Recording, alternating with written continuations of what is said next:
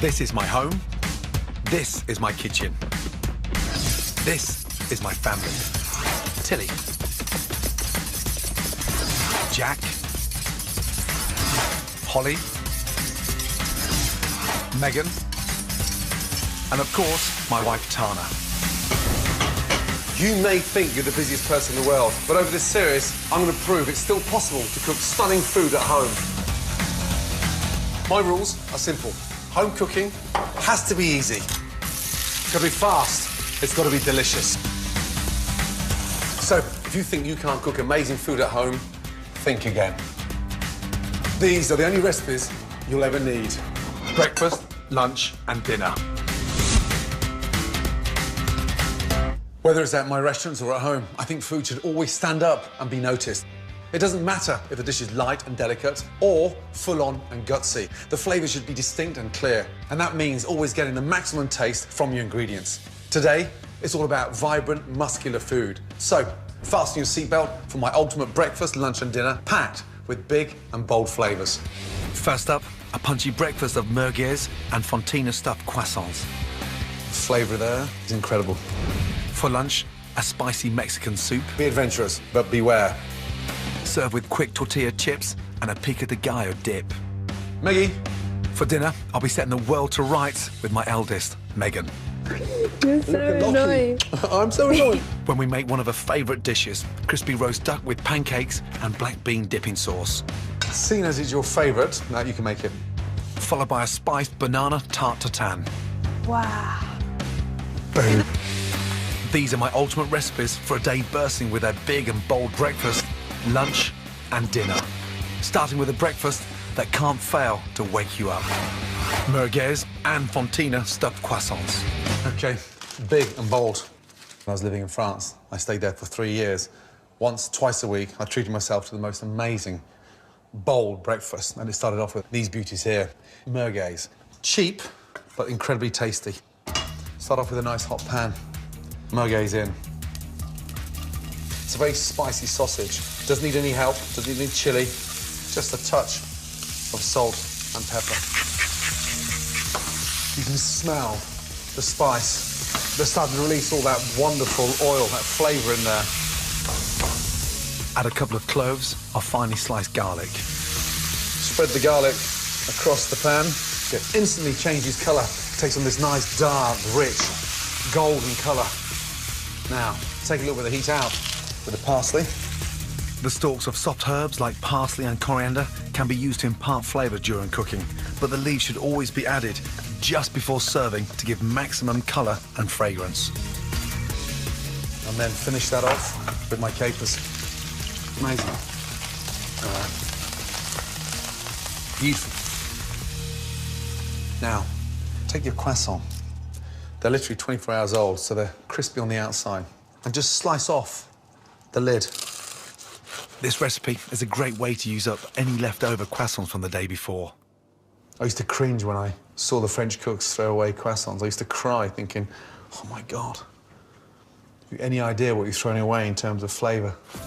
Whatever you do, do not wipe out that pan. Dunk your croissants, mopping up all that amazing flavour and caramelising the inside for that.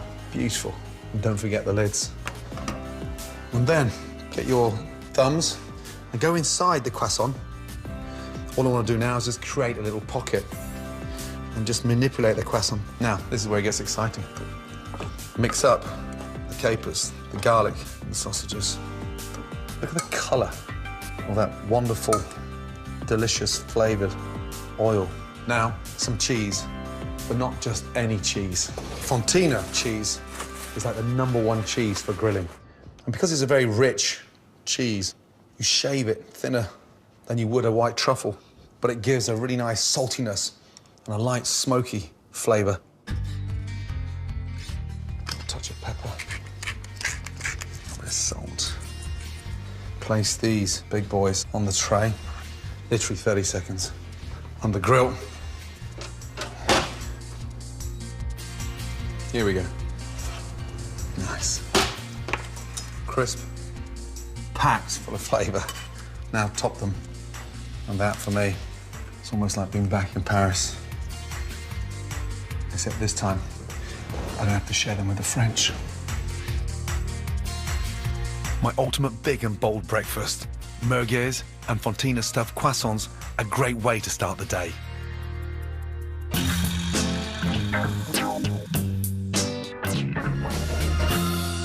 Never be scared of trying new flavors in your cooking. A few key ingredients can make all the difference. Here's a closer look at some I'll be using later.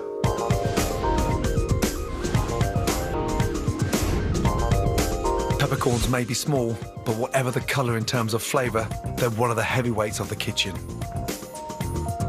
With the exception of the pink type, all peppercorns are fruits from the same flowering vine.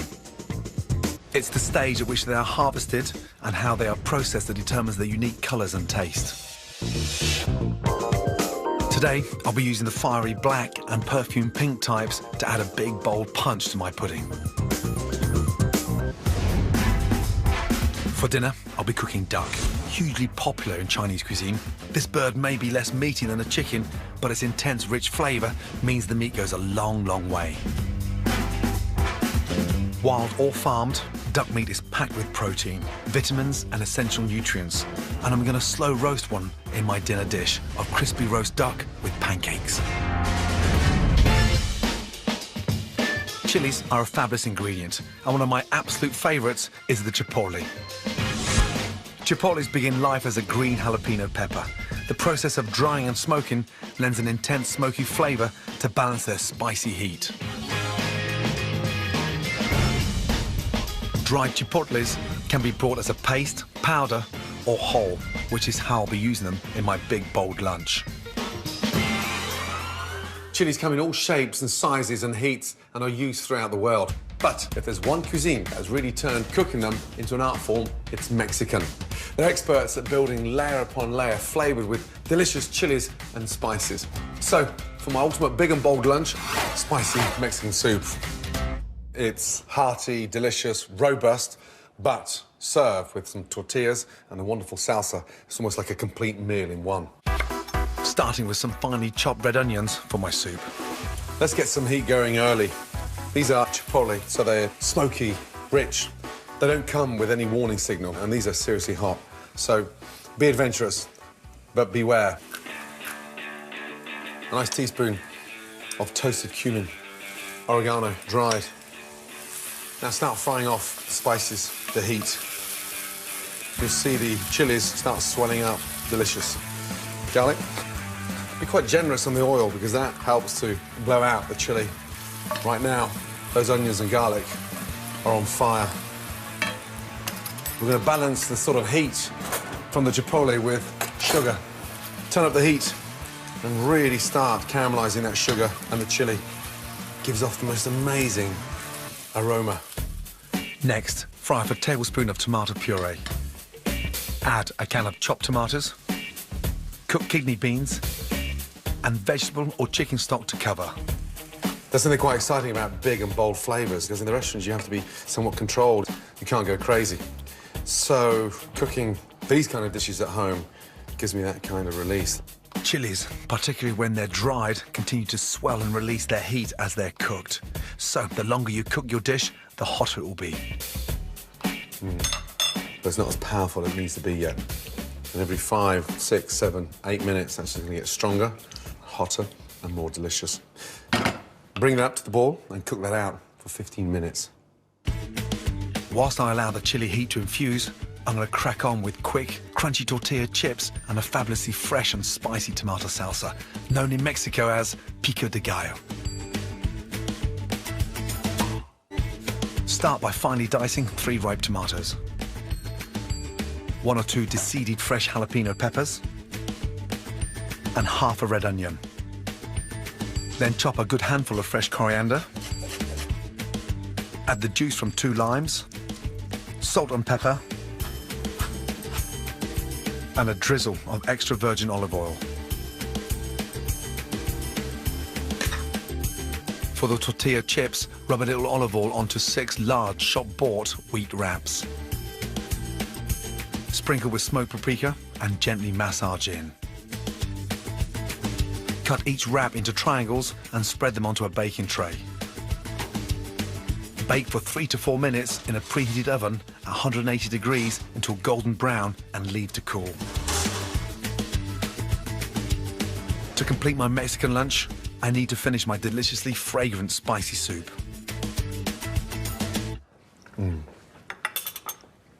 The spice is there. It is absolutely spot on. Now for the cooling down process. The Mexicans are brilliant at building layer upon layer of flavour with delicious chilies and spices. But they're also experts at tempering their dishes with cooling ingredients like avocado, sour cream and cheese.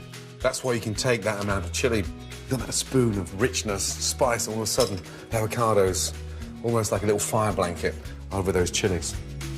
To further counter the chili heat, Mexicans use a rich, tangy, crumbly cheese, but I'm sprinkling on Lancashire, which is a great British substitute. And last but not least, cooling fresh coriander. One delicious, spicy Mexican soup. Serve that with your tortilla chips and your pico de gallo salsa. A phenomenal blend of textures and layers and spice and creaminess. Big, bold, and delicious. Megan. Next on the menu is dinner. And my eldest daughter, Megan, proves she's a chip off the old block. Oh, fast. Huh? Watch your fingers. I am. With one of her favourite dishes, crispy roast duck with pancakes and a big, bold black bean dipping sauce. Holly, I think you need a bit more duck in there. And my spiced banana tart tatin proves that teenage girls can be just as mad about food as they are about boys. Wow. One of the secrets to making fantastic food at home is learning to be confident when you're using strong flavours. All dishes need to be balanced, but don't be afraid of using herbs and spices to make your cooking vibrant and exciting. Here's my ultimate big and bold dinner, a meal that demands to be taken notice of. And helping me in the kitchen is my eldest daughter, Megan. Crispy roast duck with pancakes with the added kick of a black bean dipping sauce. Megan, you gonna help with the duck, darling? Your favourite? Yes, it is. Now, how's your boyfriend? Right, I'm going. Come on! That woke you up, didn't it? So, what do you love most about duck? The dipping sauce. The dipping sauce. I love that. Let's get the duck in the oven first. Just a little bit of salt in there, please. Then some pepper. Thank you. Some spring onion, garlic, and ginger. Now, why do you think we pour that in there? To season it and flavour it. How comes you put them in whole like that and not smaller? It's going inside. We're not using it for sauce or anything, so it's just going to make it really nice. What are they? Star anise. Star anise. Put that in. So what happens as the duck roasts on the outside, it creates this really nice perfume, aroma inside. Tuck that in there. To get it spicy, rub all that Chinese spice Yeah. over. Almost like you're massaging. Good. Just make sure you get it all in. Even the little wings, you know, underneath there. Just like I used to do to you in the bath. I used to wash your little handies. I know, those days are long gone. I know, it's your dad. Right. Long gone. That is seriously spicy. With the duck, there's generally quite a lot of fat there. Yeah. So we're going to put it on this little bench, OK? And that goes there. By slowly roasting it, OK, it's going to get nice and crisp on the outside. All that fat is going to render inside the breast, so therefore it's going to get all nice and juicy. Yeah. Right, duck's in. 3.5 hours at 160 degrees Celsius. Your favourite part, you said, was the... Dipping sauce. Why is it your favourite part? I think it really adds to the duck. It makes it really tasty. Seeing as it's your favourite, you can make it. I'm going to do nothing, OK? Daddy's going to put his feet up. So, first off, the garlic. There's one. Good girl. Watch your fingers, please. Always do. Good. Nice. Oh, you're fast. Huh? Watch your fingers. I am. Watch your fingers. Slow down, please. I'm 14. Right, that's enough. Right, little teaspoon of olive oil. In a few years' time, I'm going to be teaching you how to drive as well as cook. How exciting is that, you and I in a car? Scary thought. OK, garlic in. Crispy duck is traditionally served with hoisin sauce, but my brood love the additional big, bold punch of black beans. Nice. Megan and I add soy sauce. And lastly, for that classic Chinese sweet and sour element, brown rice vinegar and honey. You happy with the flavour? I'm really happy. You can taste everything in there. Dipping sauce done. Duck's in the oven. Let's start the dessert. The most amazing tartatan. Are those pink peppercorns? They are pink peppercorns. They're really good. They Are don't they? taste anything No. like black peppercorns. Quite sweet, aren't they? They're really sweet, very fruity. The pink peppercorns give it the sweetness. The black peppercorns give the heat. Now, what is that, baby? Vanilla. This is one of the easiest desserts in the world to make, but one of the most delicious. It's a sort of take on the classic apple or pear tartan, but when you caramelise those bananas with the peppercorns and the vanilla. I bet that tastes amazing. Oh my goodness, incredible. Okay, we're gonna make the caramel. Start off with the cold pan first, and you just press that butter in there. How comes you do it like that and not let it just melt naturally? Because I want the butter to stay cold, because I'm gonna stick the bananas in there. Okay. And then we'll make the caramel and caramelise the bananas at the same time. Okay. So in goes those Vanilla. seeds. Pods in there as well. Okay, peppercorns done. Yeah, all done. Good girl. Sprinkle them over that butter. Just naturally. Naturally, yeah. Nice. And then, look, just very carefully, sprinkle sugar over that. You're doing them all the same size. Roughly the same size. Wedge it into the butter. Well, do you know what? Want the bananas really caramelised. You just stop them between. If you cram them in like this, okay, it will stop them moving around. Nothing's moving, Nothing is. okay? So all wedged in there. Sprinkle the peppercorns on top of the bananas so you've got that flavour in the caramel and on the top and the bottom. Right, puff pastry. Puff pastry is difficult and time-consuming to make, so I always buy ready-made when I'm at home. To get the best flavour and texture, go for the all-butter type and keep your pastry cold before using it. And this is where it gets really exciting. You get your fingers, and you just pinch the end, so you thin the end. If you can do that for me very carefully, you have to be quick, because the heat of your fingers can melt the pastry. How comes you do it, Dad? Because we get it nice and thin, so we can clip it underneath. Now, we take a spoon, and what we do is lift up that banana and tuck it underneath. See, lift up the banana. Like a parcel? Like a parcel. And see the thin bits of pastry? Yeah. How easy it is to get it underneath. Yeah. And that's why you thin them out. You do it so quickly. Well, because I have to be quick, otherwise the pastry will melt. Notice how we're not using anything sharp, so we're not... Would that cut the pastry if you... That's right. See how locked down that is? Mm-hmm. Gas on. We'll start caramelising that. Those 3 little holes are so important. Mm-hmm. If we didn't put a hole in the pastry, air bubbles. it will cause a lot of steam, so the pastry never cooks, it just goes really soggy. Okay. So, really important. The caramel's live now. We're working the caramel. Give it a little shake. How can you see the caramel through the pastry? And look what happens when it tilts. Oh, yeah. See? All comes running down. See? Yeah, now I see. Now that pastry, okay, is like clinging on to the bananas. And so when we turn it upside down, we've got this glove full of these caramelised bananas. Look at that. Wow. It looks like... Look-a-locky? Look-a-locky? Ah, look-a-likey. Got you now, baby. You're so annoying. I'm so annoying, isn't it? It's your birthday soon. 15. I've just worked it out. On my 50th, you're 18. Perfect, we should do a joint party. Yeah, love it. 12 to 4 for the old ones. 12 lunchtime? Lunchtime till 4 for the old ones so they can go to sleep. Megan, And then please. we'll go on later. Come on. Perfect. This is where I get excited now. Look at the colour of that caramel. So, tilt the pan again. See how dark it is now? Yeah, wow, it's gotten a lot darker now. Didn't take long. Didn't take long at all. That's nearly ready for the oven. Mm-hmm. But before I put that in, I'll get the duck out. Wow. How's the duck doing? Crispy Wow. and delicious. See how crispy that is? It's really crispy. That's what happens when it slow cooks. So, 20 minutes for the duck to rest and 20 minutes in the oven at 190 to 200 degrees for our banana tartatan. Time to knock up a quick hoisin and cucumber salad to put in our crispy duck pancakes. For the dressing, combine hoisin sauce, rice wine vinegar, soy sauce, a dash of sesame oil, and to give it that zingy Asian punch, some freshly grated root ginger.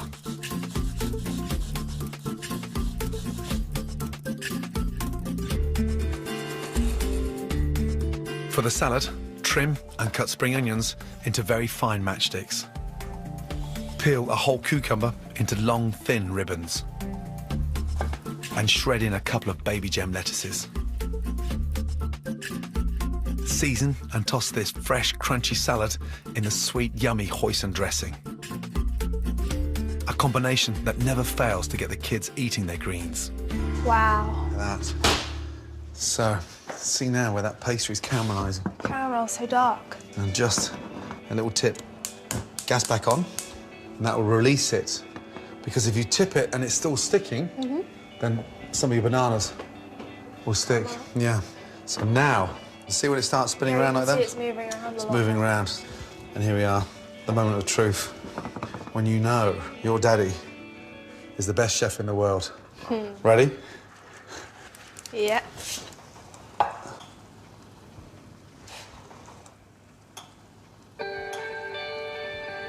Wow. Look at the vanilla.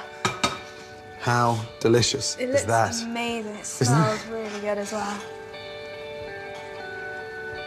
Right, tartare out. Duck, crispy. Dipping sauce. Cucumber salad ready. So if you take them and your dipping sauce. Take them over. Thank you. I'll take the duck. Don't drop it. Promise. Oh. Okay. It's amazing. My ultimate big and bold dinner of crispy roast duck with pancakes, with a hoisin dressed salad and some extra oomph from Megan's favourite black bean dipping sauce. You do the honour? Nice. Ollie, I think you need a bit more duck in there. You hungry, Home? Honestly, it's like a duck burrito. Funny, Dad. And for a big and bold pudding, delicious spiced banana tart tatin. Jack's gonna be so upset. Can I have a little bit? Isn't he? I think we might have to save him some. Swimming makes him very hungry. Let's save him the wishbone of the duck. That's me. To collect selected recipes from the show, go to my scrapbook at channel4.com/Gordon. Next time, the dishes your mum used to make, made over. Now, this is a eaten mess with a twist. We're going to freeze it. As we reinvent some of the time-honoured classics. Sorry, but I can't resist. Who would have thought egg and soldiers could be that delicious? Tonight, a boy with bags of potential causing a bit of mischief gets the attention of the teachers. The penultimate episode of Educating Yorkshire is at 9. Next up, Jamie's 15 minutes.